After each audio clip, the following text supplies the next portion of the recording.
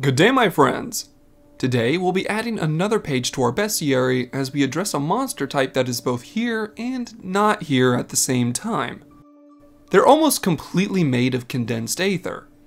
So while it can't be said they have a true physical form, don't let that fool you.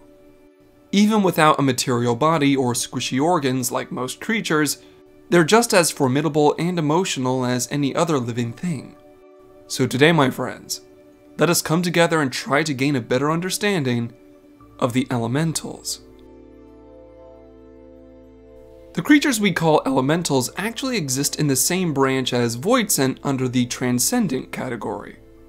This is because, like Voidsent, elementals are mostly etheric creatures that usually lean heavily towards a particular elemental affinity. But that's where the similarities end. Unlike Voidsent, the elementals occur naturally in our world and fill roles in nature's design same as any organic animal. Since they're naturally occurring, they don't have the ravenous or malicious tendencies that Voidsent possess. To be frank, most elementals don't even think. They simply exist and react to foreign stimuli through etheric connections. For an example, we need not look any further than the common sprite.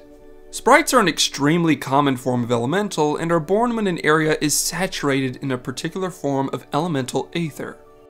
Lightning sprites appear during thunderstorms, fire sprites manifest in deserts, and water sprites will morph from any large bodies of water. Sprites are a good indication of what kind of element the ambient aether in that region is leaning more towards.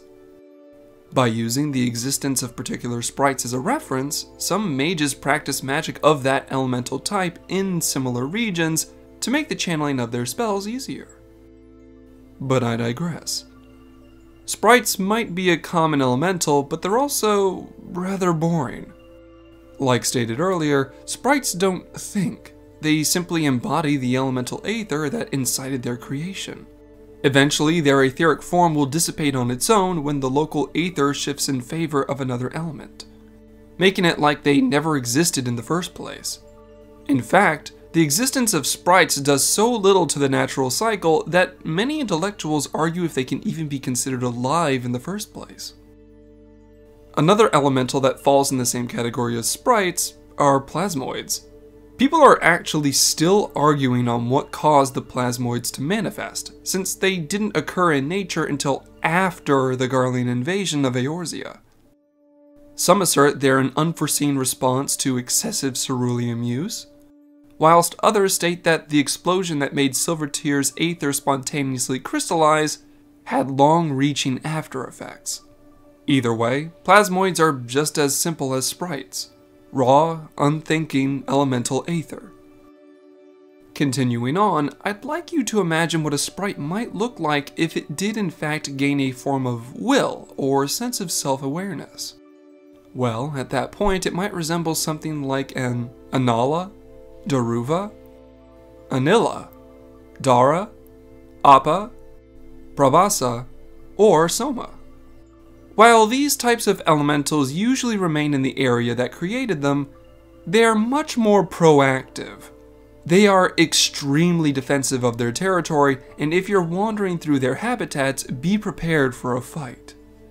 They will do anything to maintain the etheric harmony of their region, even kill innocent creatures. But while they might be dangerous, there are countless stories and old wives' tales involving these particular elementals.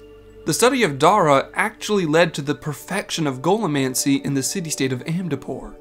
In the Far East, Appa are known for leading bachelors into their waters before drowning them, yet no one knows why they favor men specifically. And even the Daruva are known to be created in places where a lot of aether is released by mass death, such as war zones or hunting raids. It could be said that it's fate that a Daruva will appear around rapid death, giving them a reputation for being the bearers of misfortune. But moving on from sprites and their aggressive cousins, we start to discover more solid forms of elementals, like the Furballs. Yes, the Furballs are indeed elementals. They're mostly made of condensed aether, but their bodies are able to perfectly simulate organic behavior, making them a rather fascinating creature. Unlike Sprites, if you kill a Furball, parts of its body that were material, like its fluff, will remain behind. To be completely honest, they're almost completely harmless. They react to stimuli and feel things like pain same as any organic creature, meaning that they're infinitely more lively than your standard Sprite. A Furball's fluff is so uniquely soft and luxurious that weavers have actually taken to shearing the excess off of them to be woven into elegant forms of attire. But unfortunately, the Furballs were almost hunted to extinction. Once upon a time, there was a wild rumor going around that if someone was bald or balding, that bathing their scalp in Furball essence would actually promote hair growth. It can be assumed the logic behind this was that their etheric blood was what caused the Furballs to manifest such cozy fur. But unfortunately for the Furballs, this was a baseless rumor with no proof. As such, hunters and poachers killed Furballs by the hundreds for an easy profit. And even though these rumors have been silenced and the Furballs spared, their numbers have yet to fully recover from the near genocide. But while Furballs might be passive and harmless, there are in fact elementals that are extremely dangerous and should be avoided. That brings us to the Dara. The Dara are as strange as they are deadly, and most people would say they are a walking nightmare. It doesn't take much for the average person to realize that a Dara looks eerily similar to a living thing. And that's with a good reason. Unlike the Sprites and Furballs that take on only the aether they need to manifest their form, a Dara is ravenous and has a particular taste for the aether of living creatures. They steal and drain the aether from the people or creatures they kill, giving them the power to duplicate and multiply, making more of themselves. Not only that, but they usually take the shape of the entity they got the aether from. So if you ever see a Dara with the silhouette of a Hyur, you know that some unfortunate soul had their aether devoured, likely killing them. It is in fact possible to survive a Dara's vampiric abilities if you're trained, and have deepened your own personal pool of aether past its normal parameters. But that being said, a single Dara could infest and wipe out an entire village of people if they can't defend themselves, leaving nothing but elementals wearing the shapes of their victims as they shamble around and look for more living aether to devour. The Dara are aggressive and think only of themselves. You cannot reason with them. If you ever see a single one of these elementals, inform the Adventurers Guild immediately. Or, if you're strong enough, kill it for the rest of us. But now we'll move on to more helpful elementals. Ones that I'm sure some of you are familiar with in one way or another. The reason these elementals are commonly seen in city-states and towns is because they're man-made. I am of course referring to a summoner's Eggies, a scholar's fairy, and the ever-bouncy carbuncle. Eggies are of course made from aether that is shaped from a summoner's attunement to certain primals. This means that the Eggies' shape, elemental affinity, and powers are dependent on the primals said summoner is familiar with. If the summoner in question is of sufficient strength, then their Eggies can evolve into what are known as demi-summons, taking on the true shape and powers of the primal in question, if only for a brief moment. Moving on, a scholar's fairy, while elegant and wise, wasn't always such.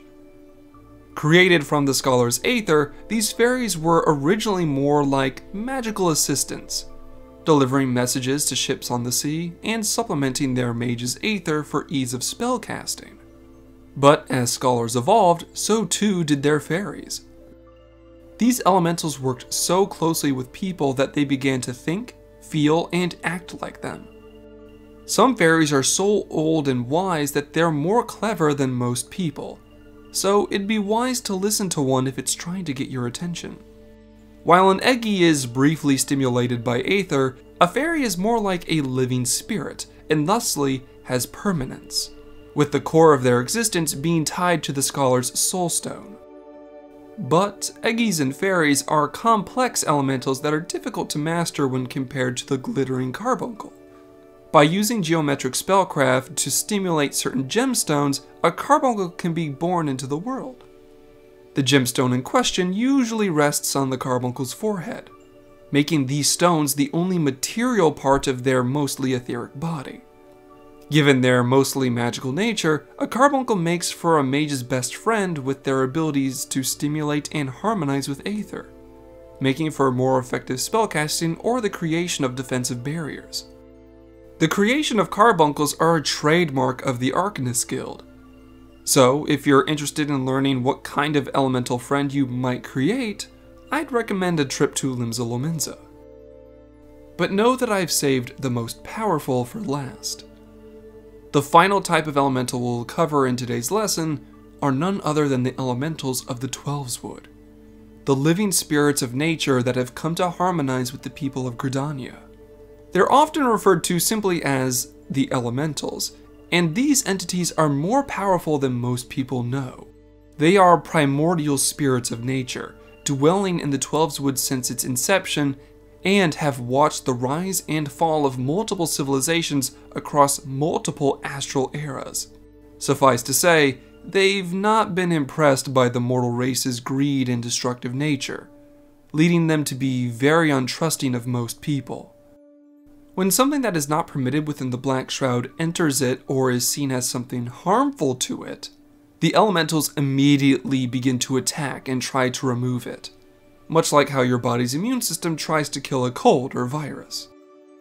The elemental's existence makes the entirety of the Black Shroud act like one massive organism. It thinks, feels, and breathes. They protect everything in the forest and maintain the natural order. This lends to the reason why Gridania has never been successfully invaded. Imagine trying to take over a country, only for the entirety of nature to turn against you. The trees and flowers betraying your locations to your enemies, parts of the forest walling itself off and trapping you, all while the monsters that lurk within the forest are made to frenzy and attack you when you least expect it. Indeed, the elementals have ensured that Gridania prospers in more ways than one. But we must remember that they're still elementals and do not think like people do. In fact, the elementals see the world in shades of black and white and are known to be short-sighted, lending some of their actions to be seen as unnecessarily cruel or dangerous. But thanks to the Pajal, the elementals are kept in harmony and are made to leave most people alone to their devices. Though it must be said that the elementals are at their best when they work with their chosen champions to nourish and protect the forest. One such spell the elementals can bestow upon the woods is called the Ermine Hedge. The Ermine Hedge is an incantation created by the elementals to purify the woods and protect everything within it, banishing evil and forbidding its return. The Ermine Hedge is so powerful that I only have written records of it being cast twice in the Twelveswood's entire history. So now you may understand why the Gridanians are so sensitive to the feelings of the elementals. Without their blessings, the Black Shroud would be violent, inhospitable, and never be fruitful enough to live happily. But thanks to the Pajal, every Gridanian has the chance to live a bountiful life under an emerald canopy. And I think that will wrap up our investigation into the different kinds of elementals in our world for now. I'm sure we'll find more reasons to talk about them sometime in the future, and when that time comes, we will. But until then, I do hope you enjoyed this lecture and leave with a better understanding, if not maybe an appreciation of the various elemental creatures that exist in our world. They may be mostly made of aether, but they can hurt as well. Whether that be you harming them without cause, or they're trying to go after you. So, be kind to the elementals that are peaceful, and watch your back around those that are aggressive. Do that, and you might just live in perfect harmony with the energies of our world. So until next we meet, stay safe, my friends. If you like this video, don't forget to like and subscribe. Big shout out to my patrons, Rovakis, Monsolo97, Potato, Runatir, The Yellow Couch, Valen, and Vivalis Oma. If you want to see more lore content in the future, share this with your friends. My dream is to share as much as I find with as many people as possible. And if you do end up helping me, thank you so much in advance. And have a wonderful day.